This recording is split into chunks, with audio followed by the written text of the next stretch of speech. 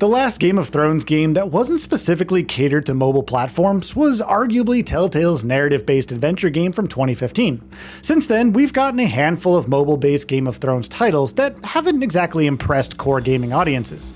Game of Thrones Kingsroad aims to change that, providing a dynamic action RPG set in a huge open world, and all in the graphical richness of Unreal Engine 5. The catch is that Kingsroad is also built like a mobile title, with a hefty amount of virtual currencies and daily rewards. But despite these red flags, there's a lot to like about Game of Thrones Kingsroad, so let's dig into it.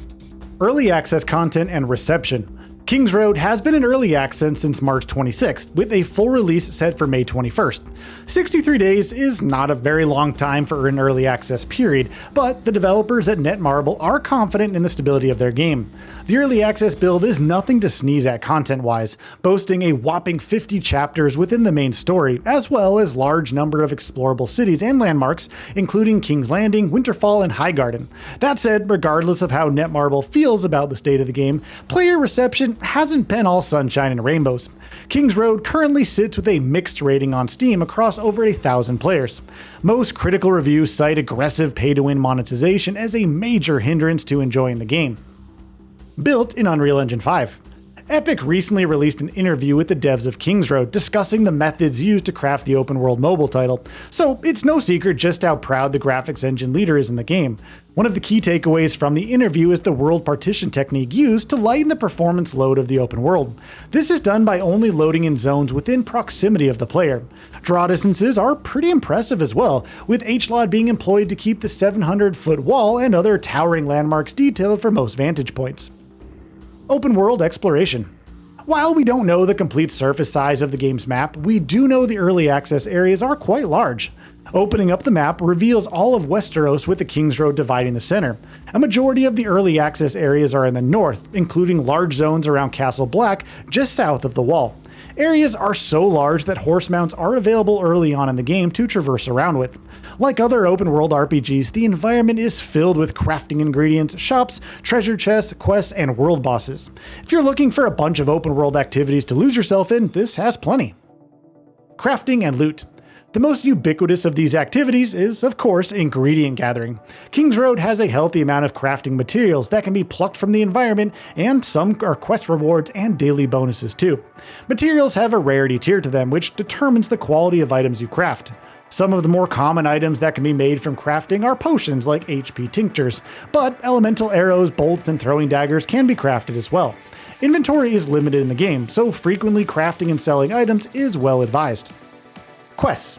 If it's the story you've come to experience, Kingsroad has a very lengthy main quest. You start out as the heir, shocker I know, to House Tyr in the north and eventually become entangled in the political escapades the series has often been known for. There is a lot of classic Game of Thrones lore found throughout the game's quests, with the main character's journey coming to a head with the ultimate showdown between the Night's Watch and White Walkers. The game is set during the later half of the show's Season 4, so it'll be pretty interesting to see if the story can fill in some of the holes that season ended on. The hundreds of side quests, faction quests, and artifact quests complement the main story with faction disputes, hunts, and helping popular characters out from the show. Kingsroad is a very story-heavy game, with 10 long talking sessions and cutscenes being somewhat common. Murdered in a mutiny, and we've got 100,000 angry wildlings marching on us from the north. But there is someone worth talking to. John. John? Fun action combat. Since this is an action RPG after all, the player has full range of movement and manual attack inputs during combat. Dodging, countering, and guarding all come into play here, with enemies also performing the same range of defensive moves depending on their intelligence. Oh, and you can even animation cancel, which is always one of the key hallmarks of a good action RPG for me personally. Each class has unique attacks that are set on a timer, so don't go in expecting a thoughtless button masher. There's a basic attack, heavy attack, and various skill attacks to choose from, with the 3 classes determining more unique abilities. Classes. Yes, even the full release of the game is locked to just 3 classes. Hopefully, the limited range of classes is enough to sustain the game for a while at least. Sellsword is the middle-of-the-line warrior class balancing defense with offense. This is likely the class to choose if you're planning to use a hybrid swordsman/archer. The Knight is the defensive tank build meant to establish an array of defensive buffs. Knights get the heaviest weapons in the game and excel in heavy attacks. I'm hearing a lot of good things about the Assassin class thanks to their agile DPS output. Flipping around with daggers like a ninja is no doubt going to be the choice for those wanting to really get in close with stealth kills. Boss fights. There are plenty of unique boss fights in the game to test a player's endurance and skill, and maybe a bank account, but we'll get into that more later. These battles will especially test one's mastery of cooldowns and inventory management, as the pressure to heal and apply antidotes becomes a necessity here. The bosses with multiple group enemies require target lock usage more than the larger bosses. If you want a cool Monster Hunter Wilds-like experience, hunt down some of the world bosses for some jolly cooperation against Westeros' dragons and the like. Altar of Memories. And that's where this dedicated mode comes in. The Altar of Memories mode is where players can join others in raid-type boss battles. Teams of up to 4 players battle through dungeons where special traps are used to immobilize large bosses, like the Ironbeak Griffin and giant ice spiders. Skills. Skills grant players the more interesting attacks and abilities in the game. Only a set number of active skills can be equipped, and they're typically unique to a particular class. Skills like the Riposte Stance and Shoulder Charge require Rage, which accumulates by attacking, to perform. Meanwhile, basic skills enhance ordinary basic attacks and cooldowns. Leveling up active and basic skills require skill points, which are attained mostly through quests and leveling up your character level. Trait trees. Of course, being the RPG that it is, skills aren't the only way to progress a character. Traits confer a variety of passive stat increases along with unique abilities. Attack, defense, and support are the 3 trait trees, and if you're anything like me, you'll be heading straight to the parry ability located within the defense tree. Estate Management Minigame. Being the heir to one of the houses comes with some responsibilities, of course, and in this case, one of those is rebuilding an estate filled with various services and buildings. Building materials and currency are needed to upgrade aspects of the estate, so there's a potential for some grind, especially given the free-to-play live service nature of this game. Estate buildings range from workshops that sell equipment to stables which sell and store horses.